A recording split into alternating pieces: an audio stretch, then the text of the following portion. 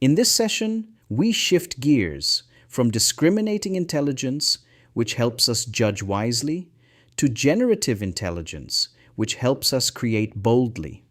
At the foundation of generative intelligence lies one essential thinking style: the art of exploration. To make this tangible, we return to our favorite guide, the archer, not as someone who already knows the answer, but as someone willing to search beyond the obvious. Through the archer's journey, we'll explore three distinct ways the mind can open new paths. First, we'll see what happens when the archer breaks the boundaries of constraints, questioning limits that were never truly fixed. Next, we'll explore how innovation emerges when the archer breaks accepted patterns, refusing to repeat what has always been done. And finally, we'll step into context crossover, where the archer borrows solutions from a different world altogether and brings them back transformed. Each exploration style reveals a different kind of insight, and together they show us why mastering exploration is not optional. It is the gateway to all meaningful problem solving. For a very long time, archery lived within clearly defined boundaries. An archer stood still, or at most stood on a chariot, steady, guided by another person, free to focus only on aim, posture, and release. Motion and precision were kept apart. That was the accepted rule. And then a question quietly challenged that rule. What if the archer didn't stand still at all? What if the archer had to control a horse and still strike the target? At first glance, this felt impossible. How could one mind divide attention between speed, balance, movement, and accuracy? How could a bow remain stable when everything else was in motion? Tradition said, you can't, but exploration begins precisely where tradition ends, with a simple, dangerous question: why not? So imagine the problem clearly. The target is visible. The line of sight exists. The archer is skilled. The bow and arrow are ready. The only impossible part is the constraint itself, the belief that motion and accuracy cannot coexist. Once that boundary is challenged, the problem doesn't disappear. Instead, it fractures into smaller challenges. And this is where real exploration begins. First, the weapon itself becomes a limitation. Large bows, effective on foot, are impractical on horseback. So the archer adapts, developing compact composite bows crafted from horn, sinew, and wood. Smaller, more resilient, yet powerful enough to deliver range and force while in motion. Next comes the arrow. On a galloping horse, an arrow can slip, wobble, or fall. So another innovation emerges: the thumb draw technique, a subtle shift in grip that locks the arrow securely in place, allowing control even at high speed. Then comes the body. Balance is no longer optional, it is survival. Advanced riding skills merge with technology, wooden saddles and iron stirrups, transforming the horse from an unstable platform into an extension of the archer's body. Notice something important here. The archer didn't succeed by mastering a single skill. He succeeded by persistently dismantling one constraint at a time: weapon, grip, balance, movement, until the impossible quietly became normal. Horseback archery was never just about shooting arrows from a horse. It was about the courage to question inherited limits and the discipline to solve every new problem that emerged from doing so. This is what breaking constraint boundaries truly looks like. Not reckless rebellion, but thoughtful exploration. The willingness to say this rule may not be a law of nature, and the persistence to rebuild reality piece by piece until a new way of doing things stands proven. That mindset, more than the bow, the horse, or the arrow, is what changes history. For a time, archery faced what looked like an existential defeat. The battlefield had changed. Metal shields and armor became the new norm. Where arrows once decided battles, they now bounced, bent, or shattered. Slowly, an unspoken belief settled in. The age of the archer was over.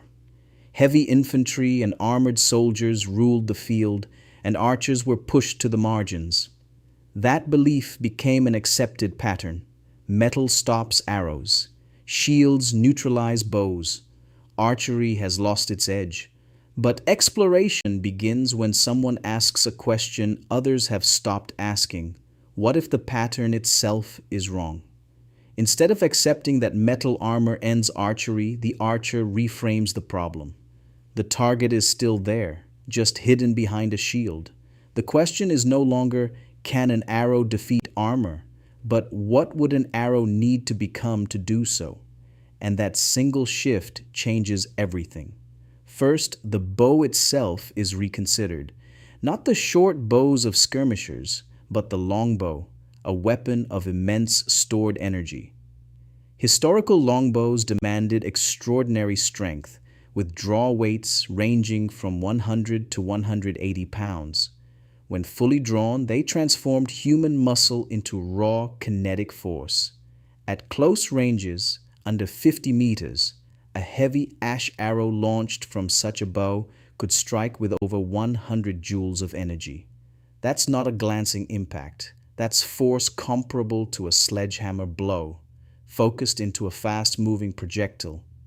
But power alone isn't enough, so the next pattern to break is the arrowhead itself. Traditional broadheads were deadly against flesh, but inefficient against metal. The solution wasn't more force, it was better focus. Enter the square-sectioned iron spike arrowhead. Instead of spreading energy across a wide cutting edge, this design concentrated all that kinetic energy onto a tiny point. The result was devastating. Chainmail rings split, rivets failed. Weak points in early plate armor were exploited, not by brute strength alone, but by precision engineering. Suddenly, the shield was no longer an absolute barrier. It was a problem with vulnerabilities. And once again, notice what happened. The archer didn't win by denying reality. Metal armor was stronger. Shields did change the battlefield. But by refusing to accept the pattern-level conclusion that archery was obsolete, he unlocked a new solution space: the longbow, the heavy arrow, the spike head, the skilled archer with focus and line of sight. The impossible became achievable not through rebellion, but through reimagining the rules. Breaking accepted patterns isn't about ignoring constraints. It's about recognizing that many rules are really just solutions frozen in time. And when conditions change, so must the thinking. The archer reclaimed his lethal edge not by fighting the pattern head-on, but by redesigning the game itself. For centuries, archery carried a quiet assumption. Accuracy demands mastery, years of training, tremendous strength, endless repetition. Only the highly skilled could be trusted to hit a target consistently. And yet, there's a curious contradiction. Hand a slingshot to a child, and remarkably often, they hit what they aim at. No years of training, no elite strength, just a simple device and clear focus. That contrast sparks a powerful question. What does the slingshot know that the bow does not? This is where context crossover begins. Instead of improving the archer, we borrow design ideas from a different context, one where accuracy is achieved with minimal skill. The problem is translated, not attacked directly. Now imagine applying that thinking to archery. What makes a traditional bow difficult? The archer must draw the string, hold enormous tension, aim precisely, and release, all at the same time. Fatigue creeps in, the arms shake, precision collapses. So what if we remove that burden? That question leads us to the crossbow. A crossbow separates force generation from aiming. Unlike a traditional bow, it locks the string in a cocked position using a trigger mechanism. The archer no longer has to fight the full draw weight while aiming. Muscle fatigue disappears. Time becomes an ally instead of an enemy. The archer can now aim calmly, without trembling, without rushing. But it goes further. Crossbows introduce spanning devices, cranks, levers, and pulleys that reduce hundreds of pounds of draw force into manageable effort. What once demanded elite strength can now be handled with as little as 10 to 15 pounds of force. Suddenly, children, elders, and less skilled users can achieve reliable accuracy. The target hasn't changed. The arrow hasn't fundamentally changed. What changed is the context. By borrowing principles from slingshots, mechanical advantage, force storage, and delayed release, archery breaks free from its high skill barrier. Precision becomes accessible, not exclusive. And once again, the archer achieves the unthinkable, not by becoming more heroic, but by being more curious. He dared to ask, why must accuracy demand mastery? He looked outside his domain. He translated a solution across contexts. That is the power of context crossover. Sometimes the breakthrough isn't hidden deeper inside the problem. It's waiting in a neighboring world that solved a similar challenge in a completely different way.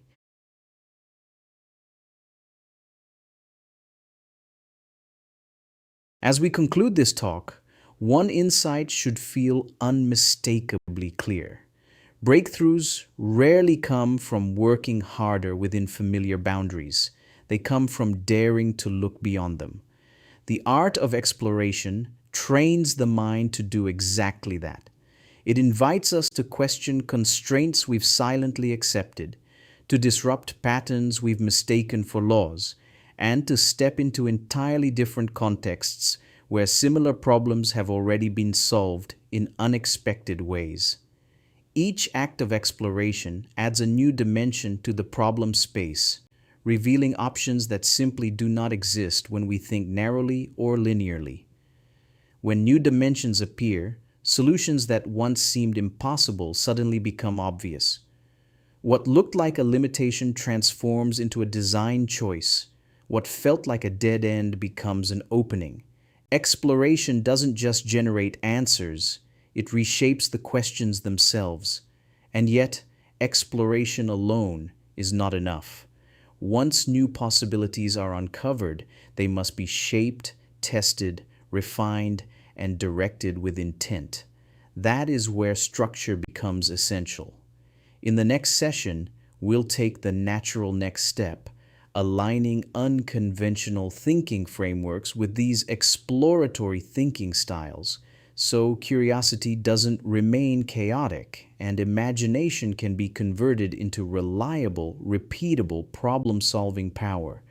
Exploration opens the horizon. Frameworks teach us how to walk it.